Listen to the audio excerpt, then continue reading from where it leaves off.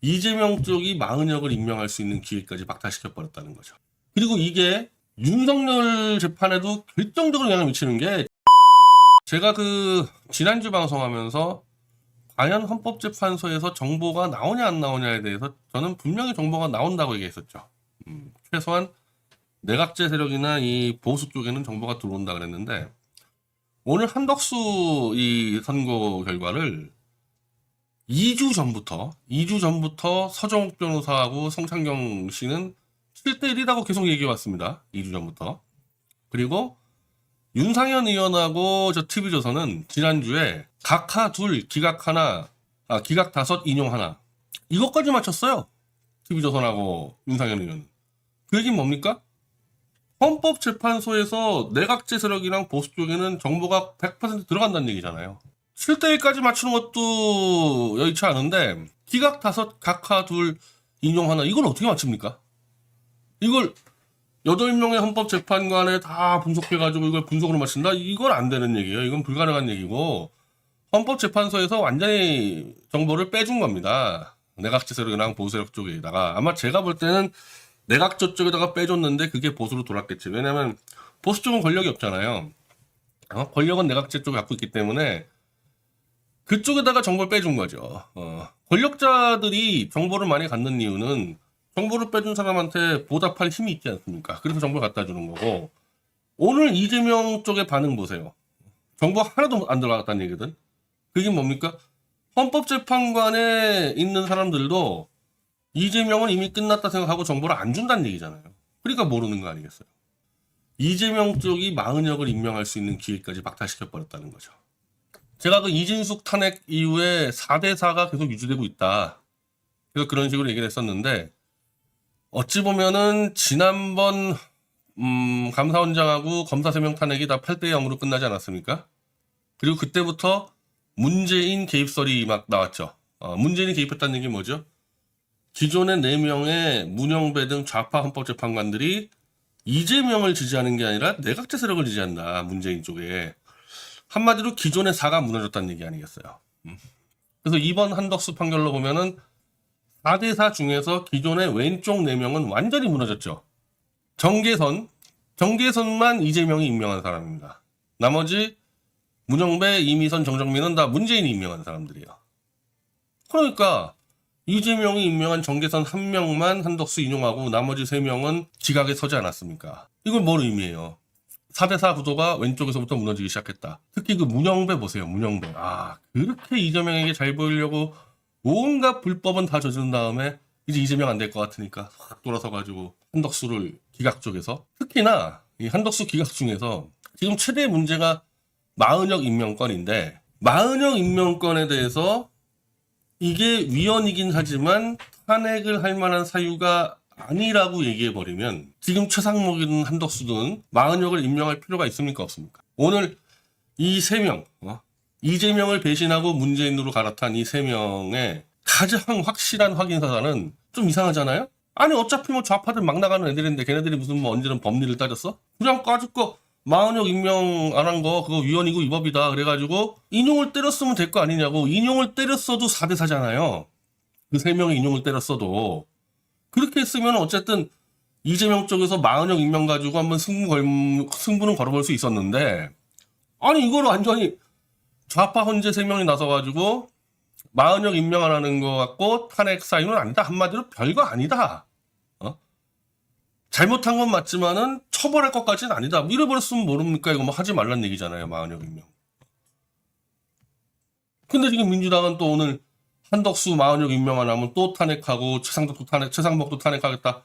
앞뒤가 하나도 안 맞고 손발이 하나도 안 맞는 겁니다. 여기서 이미 헌법재판관 4명 중에 최소한 3명은 시그널을 준 거죠. 이재명 쪽에다가. 우리 믿지 마라. 너 알아서 그냥 너 혼자 살아라. 네가 알아서. 우리는 너 살려줄 생각 없으니까 우리는 보나마나 쟤네들은 문재인의 내각제 쪽으로 가겠다는 얘기죠. 그러지 않고서야 까짓거 4대4로 버텼으면 되는 거 아닙니까? 4대4로 버티지 않고 돌아섰다는 얘기는 윤석열 탄핵에 대해서도 우리 괴롭히지 마라. 이재명 너희는 우리가 버렸다. 우리 괴롭히지 마라. 우리 그냥 잘 먹고 잘 사는 길로 갈게. 이 선언이 아니겠냐는 거야. 반대로 보수 쪽 4명은 저는 좀 균열이 났다고 보는데 서정욱 변호사는 균열 난 게 아니다. 자유롭게 자신들의 의견을 그냥 관철시킨 거다. 왜? 어차피 좌쪽이 무너졌으니까 굉장히 편하게 자기들 자율의지로 의사를 표현하면 되는 거 아니냐. 그래서 서정욱 변호사는 이렇게 설명합니다. 누가 봐도 이거는 카카가 맞아요. 아니 대통령 대행을 탄핵시키는데 그러면 대통령 탄핵 정도수인 200명으로 탄핵시켜야지. 그게 150명이 되는 순간에 앞으로 누구 한 놈 탄핵시키고 그 대행이 들어왔어. 그럼 대행은 더 쉽게 탄핵시킬 수 있다는 게 되잖아요. 누구 한 놈을 탄핵시켰는데 대행이 올라왔어. 그러면 대행도 그 정도는 탄핵을 어렵게 해놔야지 체제가 안정되는데, 이제는 앞으로 헌재의 판례에 따라서 대통령 한 놈 탄핵시켜버리면은 그 다음에 들어온 놈은 그냥 막 탄핵시킬 수 있다. 이런 체제가 어디 있습니까? 이런 체제가 어디, 기업체만 해도 이렇지 않아요, 이거. 어느 조직, 뭐 사단법인이고 재단법인이고, 모든 대표자에 대한 선출에 대해서 대행도 대표하고 똑같은 조건을 해줘야지 체제가 유지되지. 대표 대행 얘는 막 달아도 돼. 얘는 그냥 우리 마음대로 날려도 돼. 이따위로 해서 조직이 어떻게 돌아갑니까? 이게 말이 되는 얘기냐고, 이게. 근데 오늘 헌재는 그런 결론을 내렸어요. 이거야말로 위법위헌한 결론이야, 이거야말로. 말이 안 돼, 이거. 더군다나, 헌재법 설명서에 나와 있거든요. 대통령 대행은 당연히 200석이고, 한덕수 총리가 총리 때 저지른 일로 탄핵시키면은 150석이고, 대통령 대행 때 저지른 일로 탄핵시키면은 200석이죠. 이건 뭐 말할 것도 없는 거 아니에요, 이거. 이걸 날려버렸다고요, 이거를. 물론, 이럴 순 있죠. 이거 원래 만약에 이게 정상적인 헌법재판소였으면요, 이거 들어가자마자 바로 각하시켰어야 된다고. 이거 지금 장난하냐. 찢어 발기고 던진 다음에 200석 다시 만들어와. 이렇게 써야 되는 거야, 원래는. 근데 그때는 문영배가 한창 날뛸 때 아닙니까? 한창 날뛰어가지고 보수 쪽 재판관들 무서워서 입도 못 열었다며, 그때. 이게 이제 와가지고 뭐 80 며칠을 끌다가, 80 며칠을 끌다가 이제 와서 갑자기, 야, 이거 200석 다시 만들어. 이래버리면은 저 같은 사람한테, 야, 니네 지금 80일 동안 뭐 했냐? 그럼 한덕수의 80일을 니네가 뺏은 거 아니야? 원래는 들어오자마자 각하시켰어야 되는데 한덕수의 80일을 니네가 뺏어버렸고, 헌재들이. 그래가지고 최상목이가 들어와서 조한창 정계선 니네들 임명한 거 아니냐? 이거 다 무효 아니냐? 이렇게 될까봐, 이게 판이 커질까봐 야합을 한 거죠, 좌우가. 이거 보수적 가치관을 가졌던 사람, 아니 보수고 진보고요. 이거는 200석이 맞아. 근데 쟤네들 좌파 놈들은 뭐 어차피 권력이 까면 까는 놈들이니까 그런 거고, 보수 쪽 가치관으로 보더라도 이건 200석으로 가야 되는데, 그 문제로, 헌재 밥그릇 문제로 야합을 한 겁니다. 이거는 야합을 한 거예요. 야합을 안 한 사람은 조한창이하고 정영식이죠. 어차피 정영식이 가장 이 보수적 가치에 투철하다는 이제 이 평가를 받았고, 이제 법리는 김복형이 제일 뛰어나다 그랬는데, 이 사안에 대해서는 법리보다는 원칙이 중요했거든요. 그러니까 이 정영식이 원칙을 지킨 거고, 조한창은 자기 문제가 걸려있잖아요. 자기 문제가. 어찌 보면 좀 양심적인 사람이지. 자기 문제가 걸려있기 때문에 이 사람은 이 각하를 가지고 자기 양심을 지켰고. 그럼 김영두는 뭐냐, 김영두는. 그걸 서정욱 변호사는 김영두가 이번 사건의 주심이기 때문에 좌파들이 계속 선거를 늦추려고 그랬던 거 아니냐. 그래서 야, 이거 각하를 안 시킬게. 왜냐면 이제 각하를 시키는 순간에 문영배가 일단 죽어나가는 거고, 우원식이 죽어나가는 거고, 이거. 아니, 민주당 전체가 죽어나가는 수 있거든요. 이거 각하 시키면은. 그러니까 문영배가 주심이니까, 야, 우리 각하 안 시킬 테니까 이거 빨리 한덕수나 보내자. 이렇게 정치적인 타협을 했다라고 긍정적으로 평가를 합니다. 서정욱 변호사는. 저도 그럴 수 있다고 생각하는데, 저는 한덕수 선고를 늦추더라 한이 있더라도 이 부분에 대해서 정족수를 200석이 명확한데 150석으로 당겼다는 얘기는 원칙주의자는 아니란 얘기예요. 김영두가. 즉 다른 사안에 대해서도 언제든지 타협이 가능한 사람이라는 얘기잖아요. 반대로 정영식은 타협이 안 되는 사람이잖아요. 이 사람은. 정영식은. 김영두는 타협이 되는 사람이고. 그리고 김복형이 기각으로 돌아선 이유는 누구 한 명은 기각 쪽에 서가지고 마은혁 임명하지 않은 게 위법하지도 않고 위헌도 아니라는 이 기록을 남겨야 되는 거 아니냐. 다 각하로 빠져버리면은 안 되지 않냐. 그래서 누구 하나가 기각 쪽에 서가지고 김복형은 그 주장을 했죠. 마은혁을 임명하지 않는 거는 위법도 아니고 위헌도 아니다. 대통령의 재량권이다. 헌재는 그게 국회와 대통령과의 갈등에서 국회의 권한을 침해하고 있다는 것을 알려줬을 뿐이지 그렇다 해서 그거를 의무적으로 임명할 이유는 없다. 뭐 저는 김복형 의견에 동의를 하는데 그게 중요합니까? 정족수가 중요합니까? 정족수가 훨씬 중요해요. 제가 볼 땐 정족수가. 마은혁은 어차피 임명 안 하면 되는 거 아니야? 임명 안 하면은. 왜? 저쪽 애들도 임명 안 하면은 어차피 뭐 처벌할 거 없다. 탄핵 아니다 그랬기 때문에 지금 한덕수가 임명하겠습니까? 최상목이 임명하겠습니까? 임명 안 하잖아요. 근데 이 정족수 문제는 이거는 진짜 판례로 남는 거거든, 앞으로.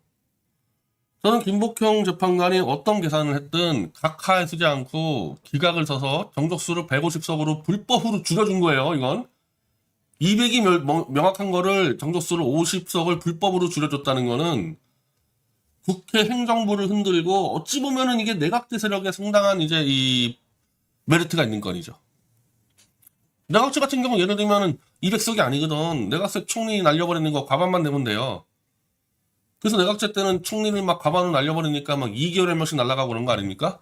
어찌 보면 그런 체제 비스무리하게 만들어 놓은 거예요, 지금 이게. 대한민국 체제를 헌법재판관 6명이 지들 마음대로 내각제 비슷하게 지금 한 절반 정도 만들어 놓은 겁니다.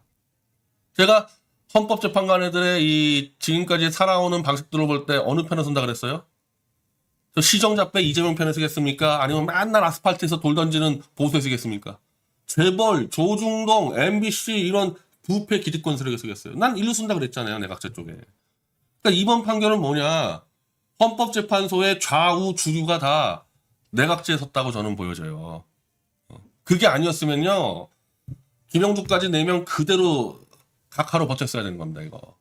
그리고 이게 윤석열 재판에도 결정적으로 영향을 미치는 게 지금 이 이재명의 줄선 또 그 거짓말 채널들 쫙 미친 소리들 하는데 이거 내란에 대한 아무런 판단 안 내렸어요. 국어도 못해? 내란이고 계엄이고 판단 하나도 안 내렸어. 뭘 판단했냐? 야, 한덕수가 계엄에 협조했다며? 근데 한덕수가 계엄에 협조한 증거가 없어. 끝. 그 계엄이 잘못됐다고 얘기한 게 아니야.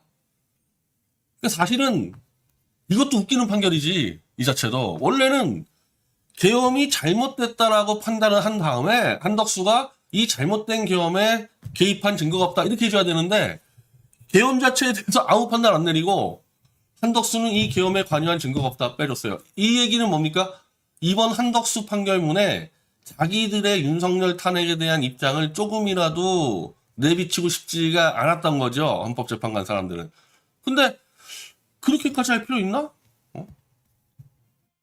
이 얘기는 제가 볼 때는 또다시 딜을 치려고, 패를 숨겨야지 딜을 칠 거 아닙니까?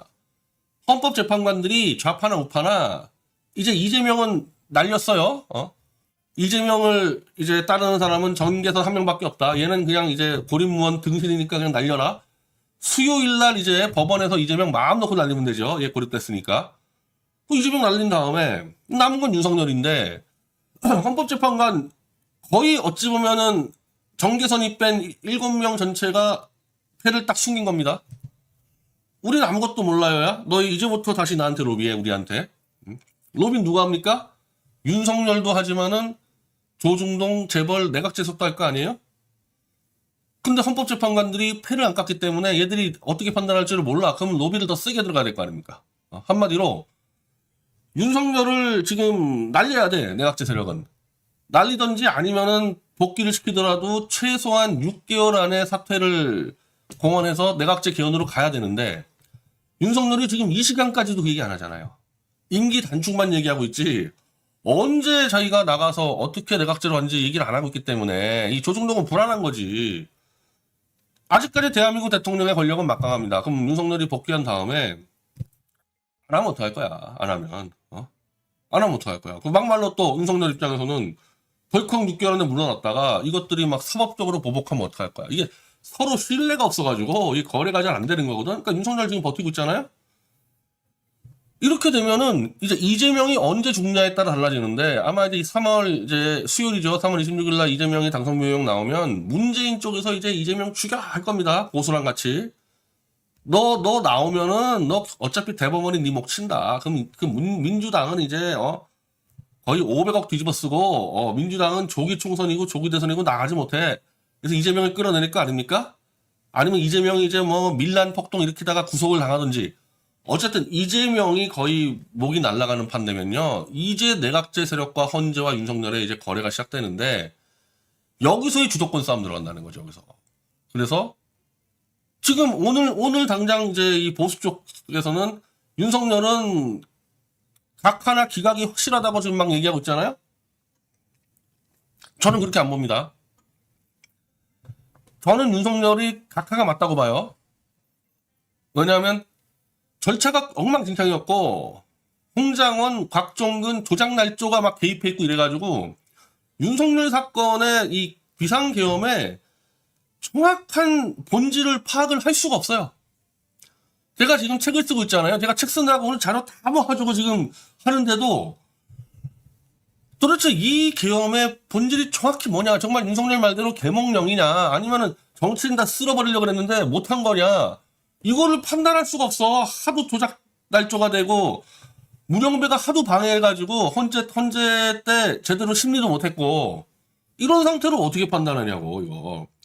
각하는 날려버리고 이 지기현 판사가 하고 있는 형사재판에서 쭉 가서 거기서 사실 확인해가지고 그걸로 판단하는 수밖에 없는 겁니다. 이거는. 이게 지금 저 강일원 쪽의 얘기랑 마찬가지거든요. 저는 지금 상황에서는 그게 맞다고 봐요. 기각을 한다? 그럼 윤석열은 죄가 없다? 아니 죄가 있는지 없는지 파악을 못한다니까 지금. 죄가 있는지 없는지를. 그리고 죄가 어느 정도 되는지는 더 파악 안 되겠죠. 죄가 있는지 없는지도 모르겠는데 죄가 어느 정도 있는지 어떻게 파악합니까? 이거는 각하를 해야 돼.